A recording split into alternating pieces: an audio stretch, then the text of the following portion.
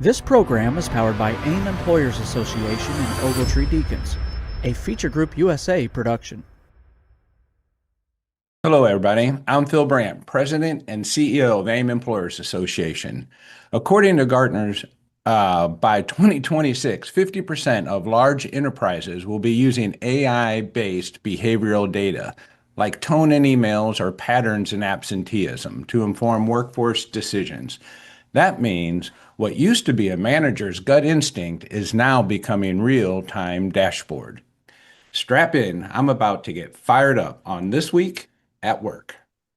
Welcome to This Week at Work, the only show to pack workplace news, practical HR solutions, and timely insights into every 30-minute episode. The Senate conducted some hearings this week, AI and the potential displacement for workers. According to a new report from Senator Bernie Sanders, he warns that something that he called, quote unquote, artificial labor could upend the economy faster than the world is prepared for. We've been talking a lot about that on the show. It doesn't always take into account the creation of new industries and new jobs, but I think it's going to be a great conversation to set up next week with CEO and co-founder of Tough Day, Katherine, KVJ, AI expert on the program. We're going to get back into some discussion on how AI is taking shape and talk a little bit more about some of the job displacement impacts this might have that Bert shared with us earlier on the program. What's keeping you up at night? Let's face it together now on This Week at Work. All right, welcome back, everyone. Bert Garland, good morning. How are you today? I'm doing well today, Phil. I'm a little disappointed with the Blues score last night, but they're 2-2. They're hanging in there. There's a lot of season left, and we're hoping they get it together here.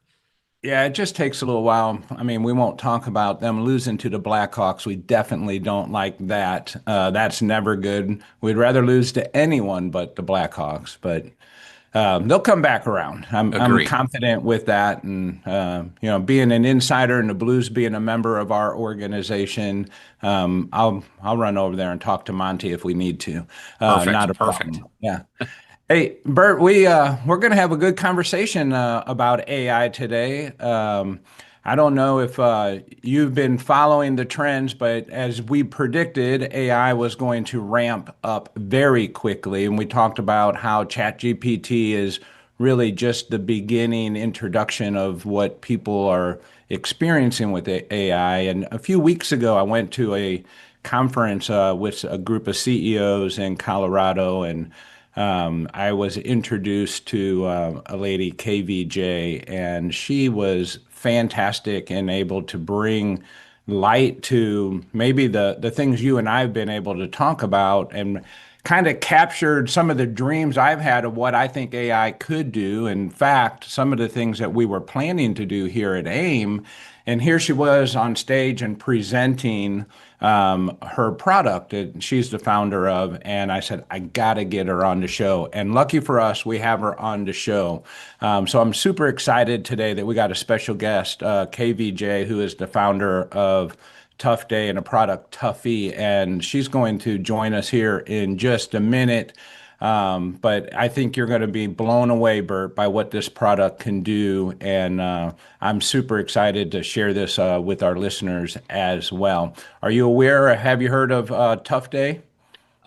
Just from you and on the program after you met KVJ at the conference you were just talking about, and you said you've seen a glimpse into the future. So I'm excited to hear about it. Yeah, and it's exciting and scary at the same time. I know we can't avoid it, but I'm super excited to get into Tuffy and the product, and maybe some supporting products around that as well, to let our listeners know. As we talk about AI, we're really not talking about Chat GPT. We're talking about how AI actually assists us and does things for us in a much more expansive way. So if you're ready, Bert, I'm ready. Let's introduce KVJ to the program. Producer Nick, are we ready?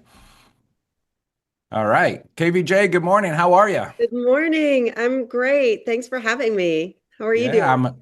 I'm happy to have you on the program. I was super excited when we got a chance to meet out in Colorado, and feel like I want to become your best friend real quickly here. But you got a great product, and I want to introduce that to our listeners. But first, tell us a little bit just about yourself and what you're doing with Tuffy, and as the founder of Tough Day, how'd you end up where you're at? Well, thanks. I've spent my career in tech. I started in the 90s working on collaborative tech when the internet was new and businesses were trying to figure out what the internet was going to do to help run the company and superpower people then. Was at Lotus, if you remember Lotus development way back when, notes Oh and yeah, that's a name of the past. Yeah. yeah, Lotus and one, two, three. Lotus Yeah. one, two, three, and then IBM acquired us, and that was a really fun ride for a couple of years. And then I left and kind of got into mobile tech and mobile innovation, then social. I spent the last 10 years at Salesforce, where I was chief strategy officer the last 3 years.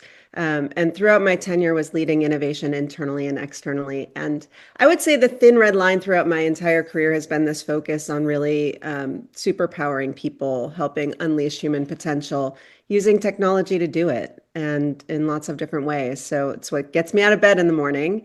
And I saw when, I've worked in AI really since 2012. And when ChatGPT was born, I was like, okay, like I can see now the future. Like so many of the things that we tried to build and had been working on for a couple decades was finally a reality or possible with this generative AI technology. So left Salesforce and started Tough Day.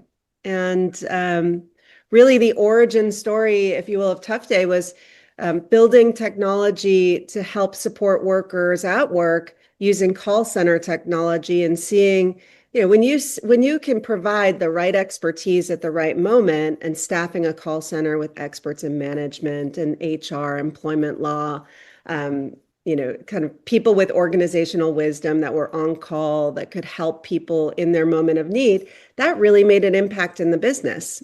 And now with generative AI, we can train AI to know all of those things and really deliver confidential expert guidance in the moment of need more consistently, more expertly than many of the humans that have that role. And we are pro-human, we are human positive AI, and we really want to support humans. And we think AI is the way to do that. Yeah, when you talked about back in the 90s, and so in the early 90s, I was, the HR director, and you had to, we would have debates about who could have access to the internet.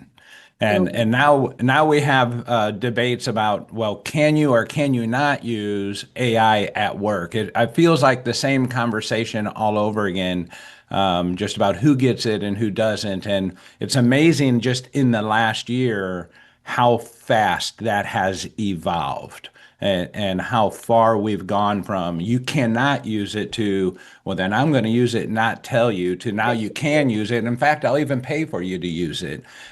Nick, I know you have a great chart that KVJ had. Maybe we can talk a little bit about the adoption rate. Yeah. Yep, I put the I curve up right now. Yes, There you go. that's it.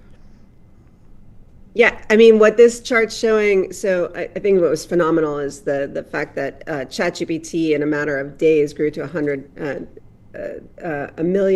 million users, and it took Netflix what 10 years to get there. Took That's some of these other amazing, technologies. isn't it? Yeah. Yeah, it was like overnight. And you see the stat here, 500 million users per week, every single week logging into ChatGPT. And that was what, 3 weeks ago when showed this chart, and it's now 700 million. Oh So my goodness, it's yeah. just exponential. And that's only one of the foundational models. So Right, I because know. that doesn't include like Grok or Gemini or any of the other models. That's just Chat GPT. I mean, that's a massive amount of users weekly.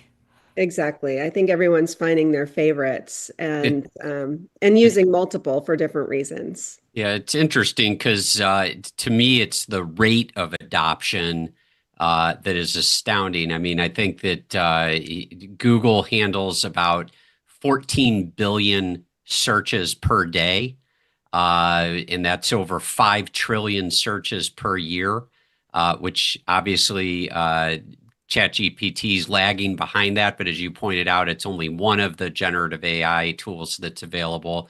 But it's the rate of adoption, how quickly this has come on, and it's not going to be long before they catch Google's searches. Well, I was going to say my new Google, I gotta say, is Perplexity, and I don't know if you've used Perplexity AI, but it is designed more like a search. It will give you very accurate responses, really deep, thoughtful answers, and is current information, what's on the internet. It's not old. So, I know more and more people who are really switching to Perplexity as their first place to look for information. Great Um, information, great information. Yeah, but what do you think? I mean, you see this curve you put up on sort of the rate of adoption. I mean, don't you think that AI is going to be the preferred search engine soon? It will, and it may be Gemini for some people and Perplexity for others, and all of the others. But absolutely, I think even talking to my kids, they're going to ask their favorite uh, AI about health or any issue that they have before they go do a normal kind of the old school Yeah. search. Yeah. It's funny that it's So old school now. I remember when I was told about like Google the first time and signed you're up like, for. what? What? I was like, what's Google? What is that? Yeah. Yeah. So what we're doing is so Chat GPT, so it's got this I curve as we call it, 700 million users logging in every week now, extreme rate of adoption, but that's not really the end game, right? I mean, it's really how we have agentic AI, and then we're able to do things more in a transactional mode to actually remove tasks. So it's not just help me write an email, it's help me manage my day. And tell us a little bit about Tuffy and Tough Day and how is the product designed to help individuals, but in this case, more managers, be better at what they do? And I know you said you're people-centric in that model, so let's Yeah. make sure that we bring that message across. Yeah, I mean, what we're really looking to do is provide agency so that every individual at every level can be more self-reliant, more resilient, get the clarity that they need, and be able to take action. Sort of. So I would call that we call it self-managing, right? Like so, every organization pretty much says. When you're struggling or when you have a question, your first stop is your manager. And that's really hard for managers, especially today with the amount of uncertainty and the pace of change. We hear from managers, they've got, people hitting them up on Slack and Teams and people waiting outside their door if they're in the office. And they're like, oh my gosh, I don't want to open the door because like a 5-minute chat is going to turn into an hour conversation and I just don't have time. So great managers are out there, but they just don't scale.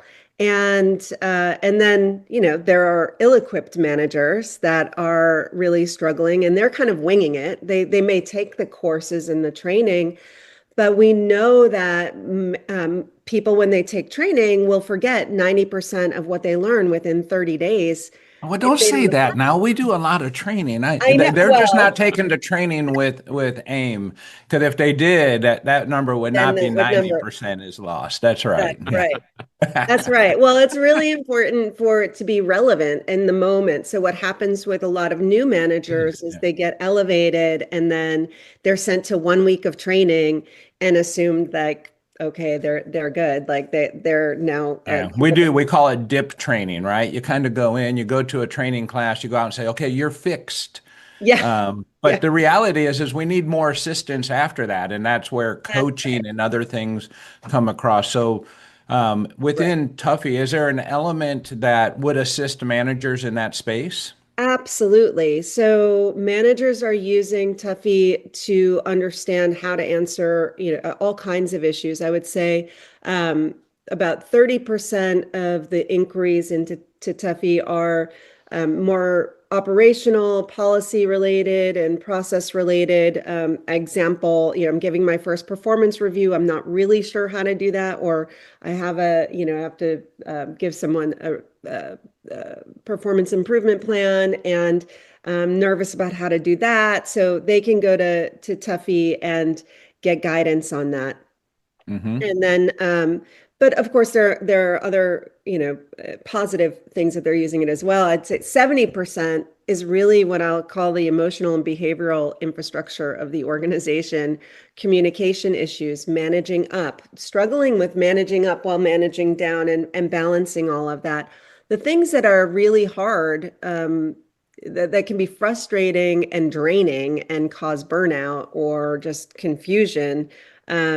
Instead of kind of ignoring it, a lot of people, managers, will be afraid to go ask someone in HR, or afraid to ask their leader because they don't want to look like they don't know or that they can't handle it.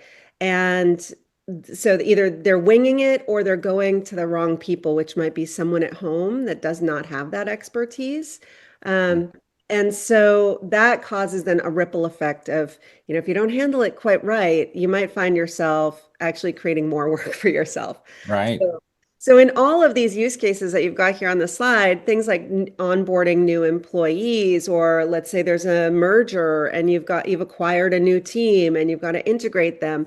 All of those things come with human complexity that we've really designed Tuffy to help guide people through that moment. And when we say take agency, the idea is Tuffy is not going to do all that work for you, not going to have the conversation for you, but Tuffy is going to help guide you to go have the relevant conversation. It might role play with you. It might draft the email that you should send, or give you advice why you should send the email or have the tough conversation, or report something. But it's really about you learning, developing competency and confidence to go do the right thing in the right moment.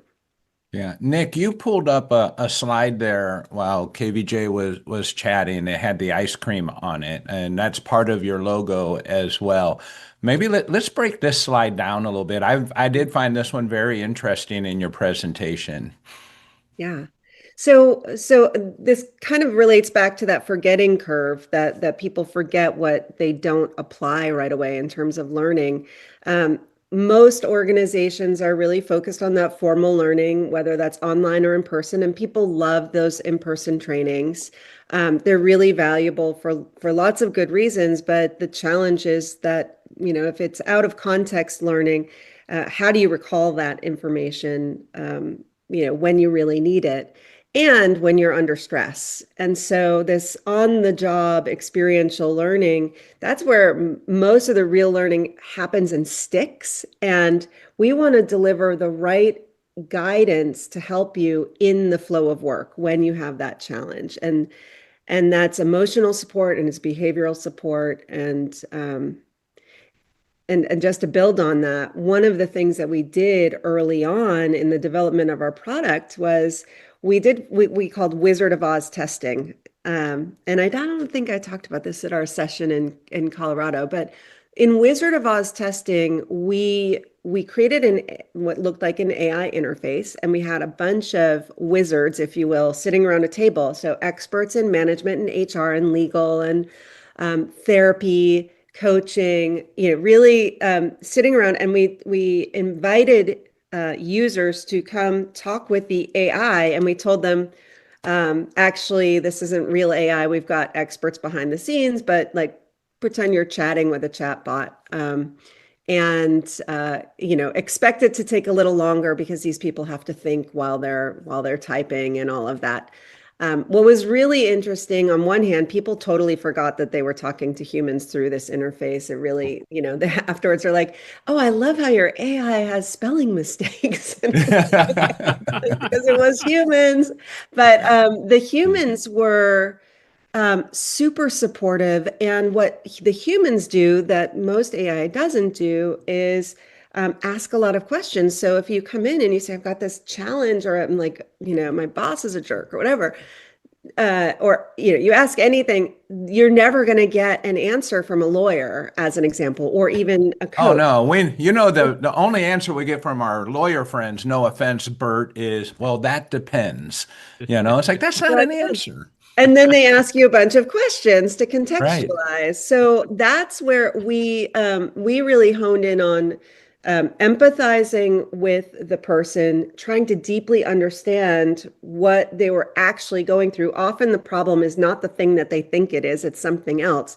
So we wanted our AI to be able to dig in a little deeper, be really curious, get the user to share more so we could actually diagnose what the challenge is and deliver the right information. And so that helps the user build trust and to share more in the first place, but also then gives them even better advice in the All end. right. So our listeners, and I see a great comment from Derek on there. I think he's listening on LinkedIn, and he was talking about how so far 700 million users and no ads on Chat GPT, and I hope it stays that way.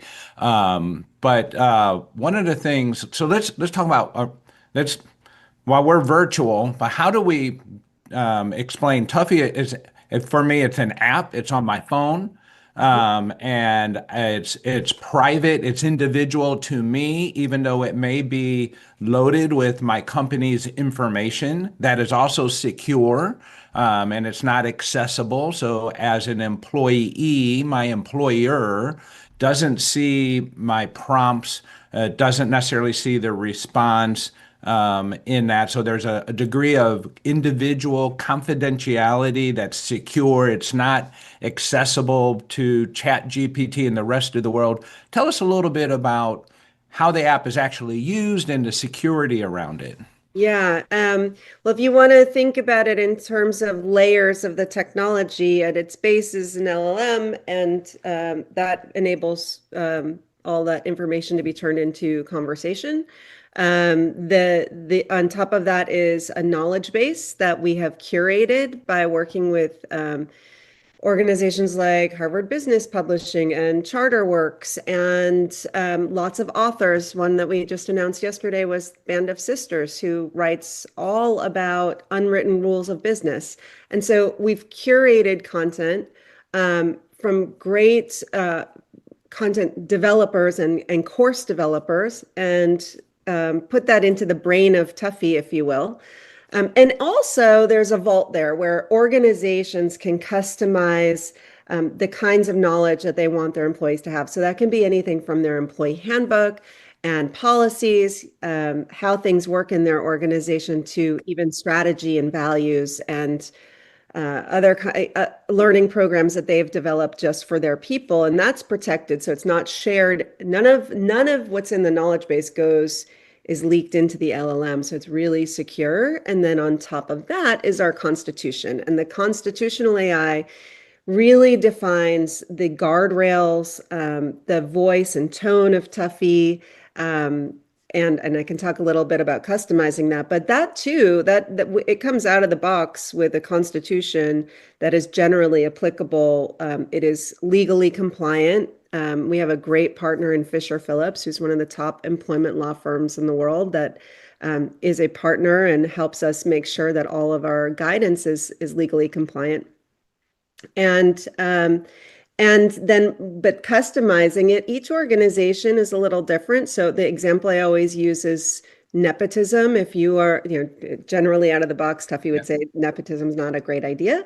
But if you are a family-owned business, it's to be expected. So, we would customize Tuffy to say something differently about a family-owned business. And so that's kind of the tech stack. What the interface is chat.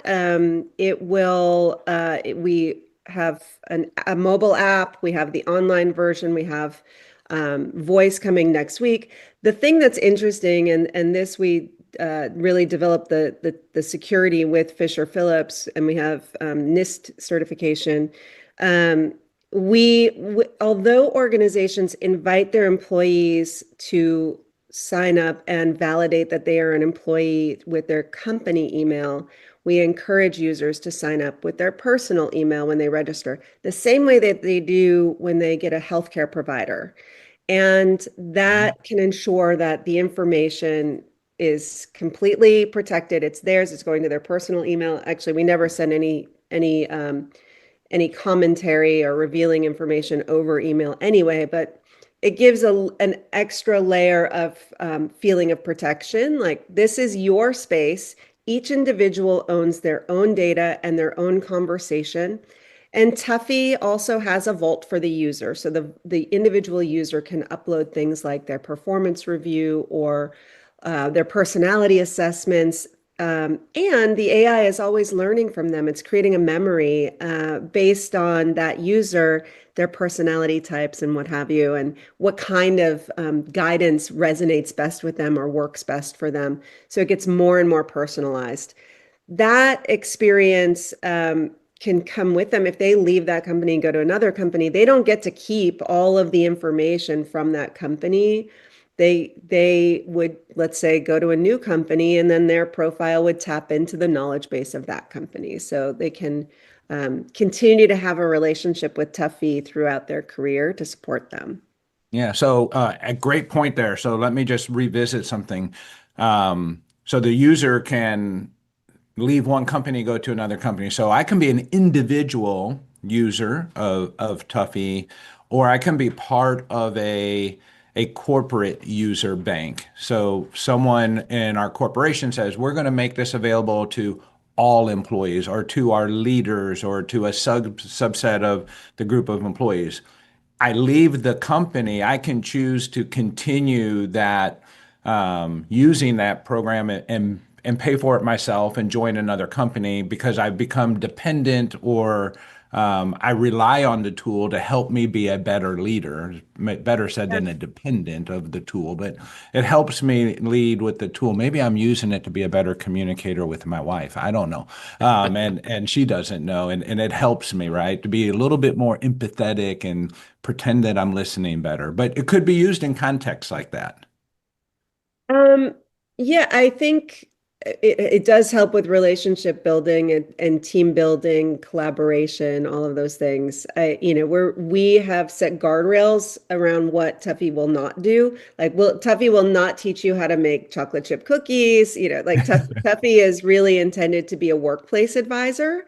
And, sometimes that gets into work-life balance and managing family and managing work at the same time. But it's really largely focused on how can I show up at my best and work effectively with the other people in my workplace and achieve our goals together.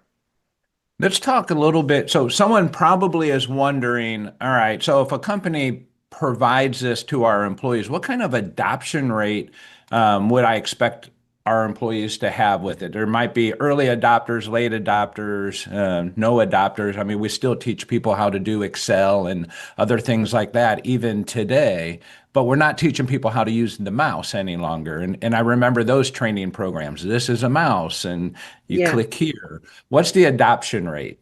Yeah. So to give you a sense of onboarding, typically what we'll do is work with an organization with an inner circle of we always tell companies, like, get your biggest troublemaker, types, like get the ones who are going to be skeptical to come in. Let's find like 50 people who they're going to come in and try and break Tuffy. So we customize Tuffy for that organization, and then That's my friend Bert online here. I love He's going to it. prove this is not a good thing. Yeah. It's me too, right? Like, I love this, like we call it red teaming. And so like finding the people who are going to come in and really try to break the system helps identify, where are the gaps? What do we need to change in the system? So like it does serve a purpose for making the product even better. What we find is that those people become super fans, and they generally are convinced through the process of using it. We say to them, like, please come in and try to break this thing 10 minutes a day. Let's do that for 2 weeks and see what you can find. And people kind of get hooked and then kind of just keep going deeper and deeper. We make any changes that are needed. We kind of work with that group, but they become real ambassadors of the product. Now they're invested. Now they start to be part of the rollout plan. So the organization will typically use whatever their employee comms tools are to announce that Tuffy is available to their people and reinforce that. So a little bit of a marketing campaign internally. Those ambassadors will be encouraging people, and they might even be given a list of people that they're responsible for bringing on board. So it might be their team, might be other managers. They become influencers of that. We will typically do a workshop or a kind of an online virtual experience to onboard people. And then once people are in, we're finding 88% monthly average users, 65% of people come back weekly. And the data has shown people are coming in 14 times, on average, 14 times a month. Some people every single day, some much less. But they're getting the help. I think what was really interesting, and I talked a little bit about customizing the personality and the tone of Tuffy. We did that in the state of Hawaii for Hawaiian culture, working with great story here. Yeah, so they kind of when the Hawaii Employers Council first onboarded Tuffy for the state of Hawaii, we got a little bit of feedback from their red teamers that Tuffy was a little bit too New York and a little too direct. A little too tough. A little too tough. And they asked if we could give Tuffy Aloha Spirit, is what they call it, and imbue the values and the behaviors of Hawaiian business culture. And we said, yeah, great challenge. We would love to do that. And we worked with them to really make Tuffy sound like Tuffy was someone who was working in Hawaii. And when we did that, the helpfulness rating as rated by users went from 88% to 99.6%. So that cultural piece was really important in getting helpfulness, which then drives adoption. And we heard from people, from leaders saying like, wow, it's unbelievable. Like I'm getting emails from people on my team that are really clear and organized and prioritized and they show up at meetings and they're ready to work. Like they've kind of already figured out what they really need out of that meeting. And gosh, our relationships are so much better because it's less noisy and messy and more really focused on doing great work. And then like, I want to go have coffee with them. So it kind of really shifted the behaviors and the working relationships inside the company to the point where people are now actually doing better work together and getting things done together. And that's what drives adoption when you start to see the results. Yeah, and we won't have time to get into, I mean, all these wonderful details that make me really excited, but I know that there's a dashboard for the organization in the background that helps them see the utilization applications being how it's used, but not necessarily, like we said, the prompts themselves, right? But it does categorize. Can you just quickly cover that before we go? Absolutely. The dashboards that the organization receives are anonymized and they can see the adoption rate. So are people using the platform? They see the helpfulness rating as rated by users. Do they find the platform helpful?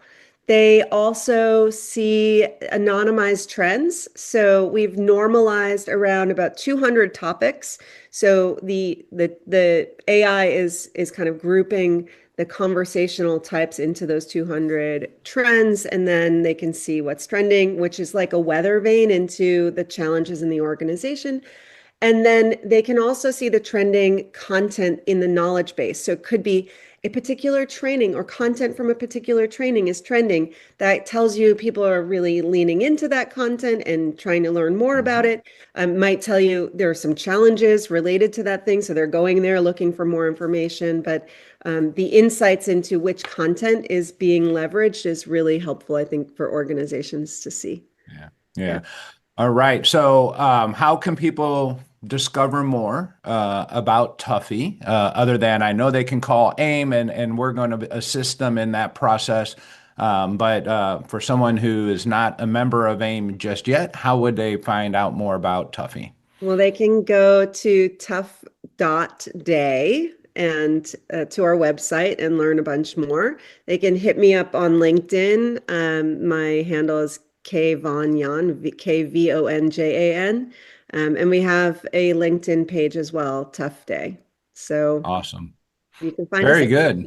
Thank you. All right. Well, thank you so much for taking some time this morning to visit with us. Bert, as always, love having you on the program with me as my co-host here for what we were talking pre-program. 5 years now we've been doing this. So thank you very much. And maybe we'll have you back on sooner and we'll go a little bit deeper and maybe give some demos if you would be open to that. Love that. We will be you. back here 7:30 Central Time next week. We'll see you then. Until then, go out and be good to someone. Take care. Thank you once again for tuning in to This Week at Work. If you enjoy the show, please like it, share it, and make sure it's on your calendar every week.